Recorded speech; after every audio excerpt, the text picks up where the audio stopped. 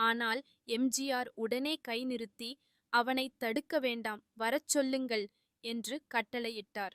அந்த இளைஞன் எம்ஜிஆரின் முன்னிலையில் நின்று கண்கள் கலங்கி குரல் நடுங்கச் சொன்னான், ஐயா, எங்கள் கிராம மக்கள் இன்னும் மக்கிப்போன சோளக்குழைதான் சாப்பிட்டு வருகிறார்கள். அரிசி சோறு எங்களுக்கு பெரிய அபூர்வம். பழைய ஆட்சிக்காரர்கள் எங்களை அந்த வறுமைக்கே பழக்கப்படுத்தி வைத்தார்கள். அதை மட்டும் போக்கிக் காட்டுங்கள்.